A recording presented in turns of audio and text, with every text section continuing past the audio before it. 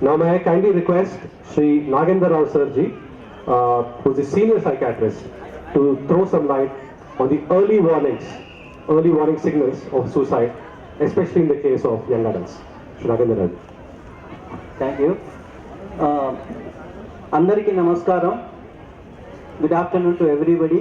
I'm here to talk or give some important points or clues. What is suicide? Suicide is very unfortunate thing. It's taking away their own lives voluntarily. So it's a impulsive attack. So in a fraction of second they will take the decision that there is, he feels helpless, he feels hopeless, nobody is trying to help me, no, nothing can change my life, so better I should leave the place, I should leave the world. So people around me and everybody, he feels that better off in my absence. So that is the bad thing about the suicide. So every year the census, the number of suicides, committing suicides is increasing day by day. Mostly in all groups, from children to adolescents to adults to elderly people, even at the age of 80 to 90 years also. So reasons may be many. So Mrs. Supriya wrote about 40 seconds. She was concentrating more on children and adolescents and their problems in a fictional way. It's very good. So if somebody wants to read the theory, details about the disease or illness, it will be boring. So she has put in a better way so that it is interesting to read, and at the same time people will learn how to go about it. So I will appreciate her for her endeavor to take the things into the masses. So because this is never discussed, never taught anywhere, and it's a taboo to discuss. So there is lot of stigma around, because people even now, even learned people also, so there is lot of stigma in reaching the professionals like psychiatrists, psychologists or anybody to take the professional help at the time of the necessity. They feel stigmatic. They'll think that we cannot discuss with others, so my confidentiality will be lost. So mind you that everything you discuss with the professionals will be kept very much secret. It will not go out of the four walls. That is assured. So people should learn that this confidentiality assured. There is no need to feel stigma.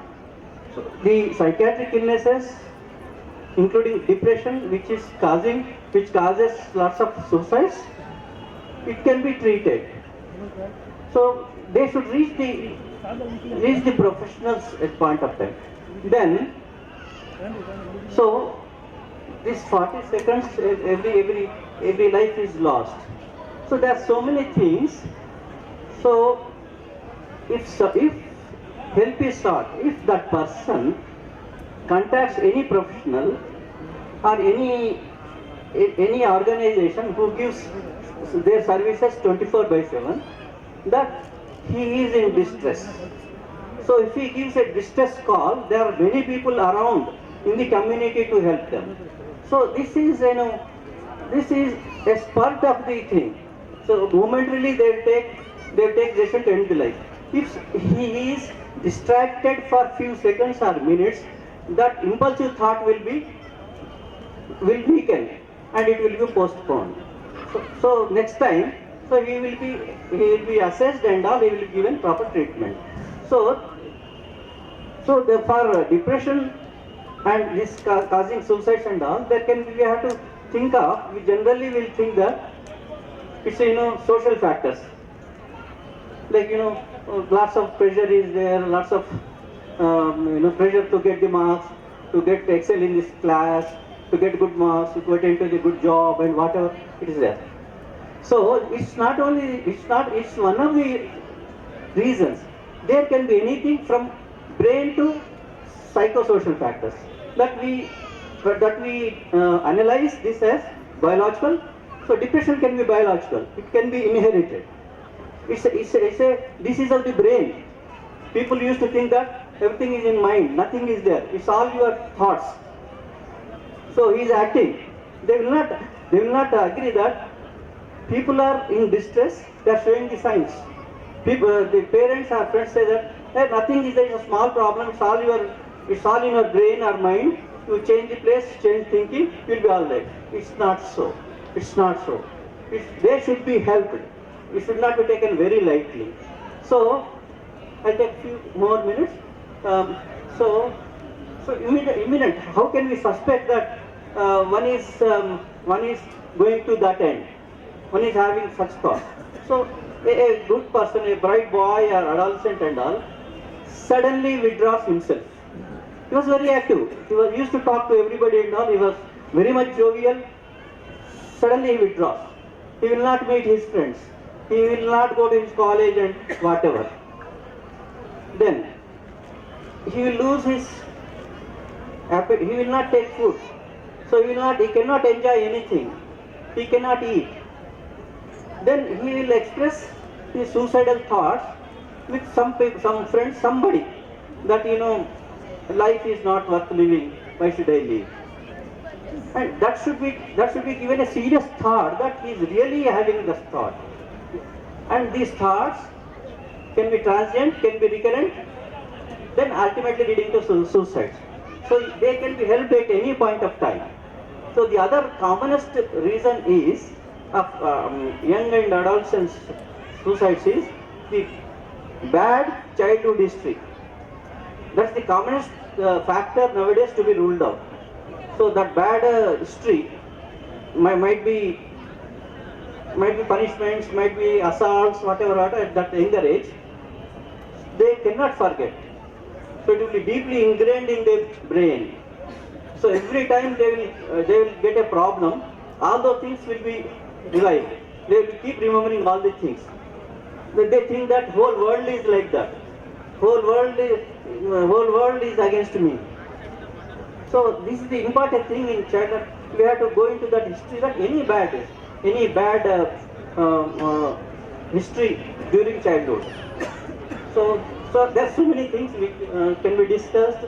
It will take hours of time, but these are important. If somebody says life is not worth living, I'm going to die, then it can be given a serious thought and professional help can be sought. The other thing is so many NGOs are there, like Roshni group and all, some other groups are there. They have got hotlines, including psychiatrists. Even I keep my cell phone on 24/7. Anybody who is in distress can make a call to me at any point of the hour. I lift the phone and answer. That was going on for the past 32 years. I am doing that. So they can help. There are so many organizations are there who come forward to help. So that momentary postponement of suicidal thoughts will go a long way to the clients. So many other organizations are helping. So everybody should. So this stigma should not be there. Even family members should not brush it aside. So they should leave it. This time has come.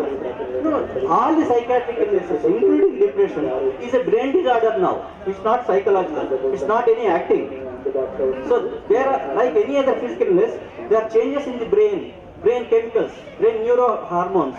So imbalance of brain neurohormones plus genetic factors plus psychological factors plus social factors all put together cause depression and leading to suicide in some cases. So numbers are increasing.